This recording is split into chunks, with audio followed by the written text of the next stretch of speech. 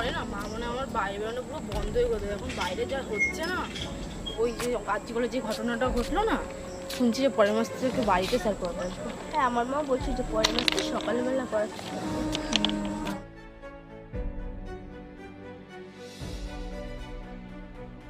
এবছর দুর্গাপুজোতে ঘুরতে বেরোবো না, মা দুর্গার মুখ দেখবো না, যতদিন না আরজিকর তিলোত্তমা কাণ্ডের দোষীরা শাস্তি পাচ্ছে। তুমি লেখাচারে কি ভাবছো? না না কিছু না।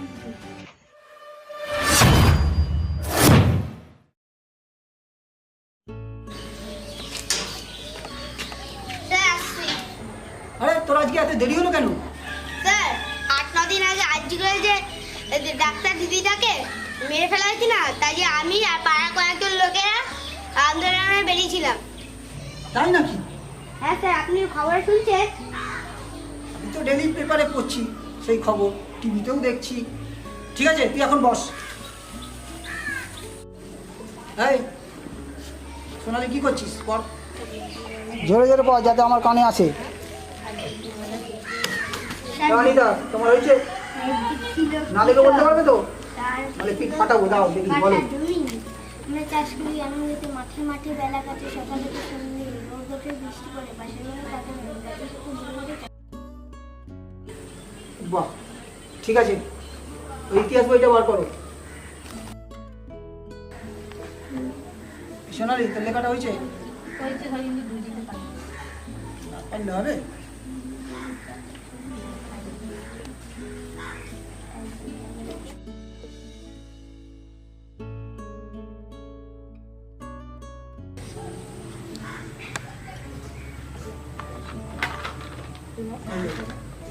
আমি লিখে দিয়েছি, দেখ। এই, তুই খুব দুষ্টুমি করছিস, মারবো কিন্তু। সঠিক করে পড়। এই, তুমি জোরে পড়ো। আমার গিয়ে সেদিন বললে কেঁদে যাবো, নালিশ আমার মন্দির আচ্ছা, তোদের আজ ছুটি, আজ একটু তাড়াতাড়ি ছেড়ে দিচ্ছি, আমার বেরোনোর রয়েছে। ঠিক আছে, তোরা আজকে যা, আবার কালকে একটু তাড়াতাড়ি চলে আসবে। ঠিক আছে, আয় তোরা। সোনালি, আর তোরা সব সাবধানে যাবি। হ্যাঁ, দিনকাল খুব খারাপ তো, যে আস্তে আস্তে বাড়ি চলে। ঠিক আছে।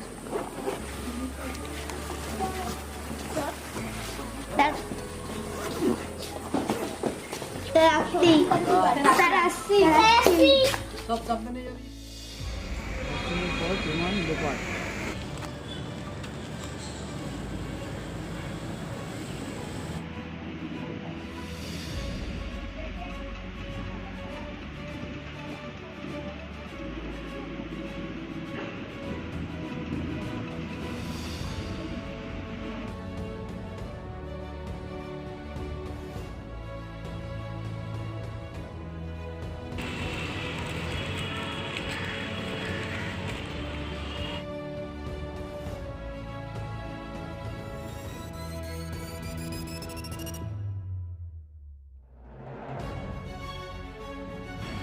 দুঃখজনক ব্যাপার একটা হয়েছে আর্জিকর কাণ্ডে, তাই বুঝলাম।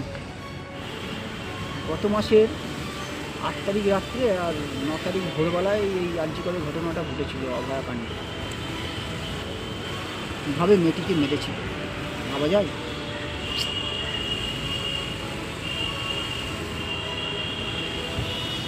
আবার ধামাচাপা না পড়ে যায়, এটাই তো ব্যাপার। যা আমাদের দেশের অবস্থা, বিচার পাবে কি? ছাদে নিচে পেপারটা পড়লেই ভালো হতো, ছাদে না এসে। সুপ্রিম কোর্টের শুনানির দিকে আজ নজর সবার।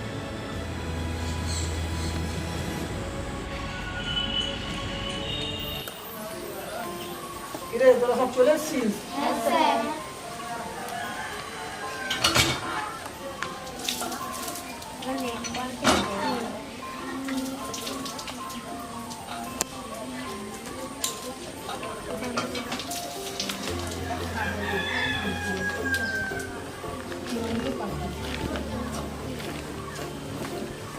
দেখি সব শোনানি একটু।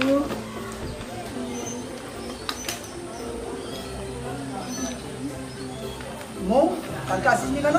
মামা বাড়ি গেছিলাম স্যার। মামার বাড়ি গেছিলিস? তো মামার বাড়ি গেলে হবে? পড়াশোনাটা কে করবে? ঠিক আছে পড়, জোরে জোরে পড়। এই তোর কি হয়েছিল? স্যার আমার জ্বর হয়েছিল। সত্যি কথা বলছিস তো? ঠিক আছে, আমি বাড়িতে খবর নিয়ে নেবো। স্যার মা বলছি একটু তাড়াতাড়ি ছুটি দিতে, এখন বাইরে অনেক কিছু চলছে না, আর আমি তো থাকি দূরে, সন্ধে হয়ে যায় যেতে যেতে। তাই হ্যাঁ বুঝছি, তোর মা ঠিকই বলেছিস, দিনকাল খুব খারাপ, এখন কি হয়ে যাচ্ছে কোনো ঠিক নেই। তুই তাড়াতাড়ি অঙ্কটা করে নে, যেটা না বুঝতে পারি বল, আমি তোকে দেখিয়ে দিচ্ছি, তোকে তাড়াতাড়ি ছেড়ে দেবো। তুই তো আবার অনেকটা পথ যাবি রেল লাইন ধরে। ঠিক আছে, এই গল্প হচ্ছে ছেলে, তোকে মারবো কিন্তু, তুই দুষ্টুমি করছিস। কই হলো তোর অঙ্কটা হলো?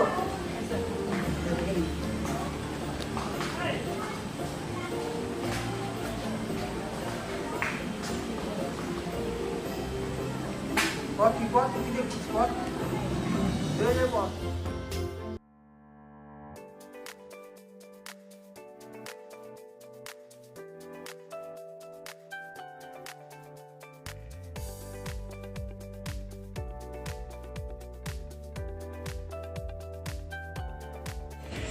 হ্যালো।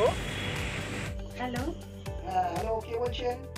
হ্যাঁ স্যার, আমি প্রিয়ার মা বলছি। হ্যাঁ হ্যাঁ হ্যাঁ, আমি আজ থেকেই যাবো আপনার মেয়েকে পড়াতে। আচ্ছা ঠিক আছে স্যার, কটা থেকে আসবেন? ওই যাবো 6টার দিকে যাবো। আচ্ছা ঠিক আছে স্যার। আজকাল যা চলছে, মেয়েদের স্বাধীনতা বলতে কিছুই নেই। হ্যাঁ ঠিক আছে, চলে যাবো। আমি চলে যাবো 6টা 6:30 চলে যাবো। আচ্ছা রাখছি।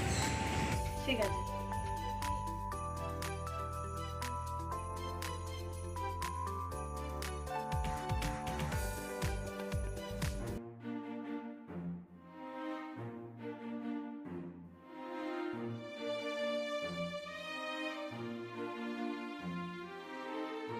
এবছর দুর্গাপুজোতে ঘুরতে বেরোবো না, মা দুর্গার মুখ দেখবো না, যতদিন না আরজিকর তিলোত্তমা কাণ্ডের দোষীরা শাস্তি পাচ্ছে। আরে তুই কি ভাবছিস? না না স্যার, কিছু ভাবছি না। নিশ্চয়ই কিছু ভাবছিস। না না স্যার, কিছু ভাবছি না। কিছু দেখিয়ে দেবো নাকি, পাচ্ছ না? না না স্যার, আসলে ভাবছিলাম আজকালকার যা ঘটনা ঘটছে, আর জীবনের যে ঘটনাটা ঘটেছে, আমাদের তো বাইরে বেরোতেই ভয় কাজ করছে, একটা আতঙ্ক কাজ করছে। তার জন্য তো মা আপনাকে রাত্রেবেলা করে বাড়িতে পড়াতে আসতে বলেছে। ওই লেখাগুলো হলো? ঠিক আছে, আজ রাত হয়ে গেছে, কাল আবার আসবো। তা এইগুলো করে রাখবে। হ্যাঁ এই আমি দেখিয়ে দিয়েছিলাম, এগুলো করে রাখবে। তা এখন আমি আসছি, সাবধানে থাকবে। আসলাম।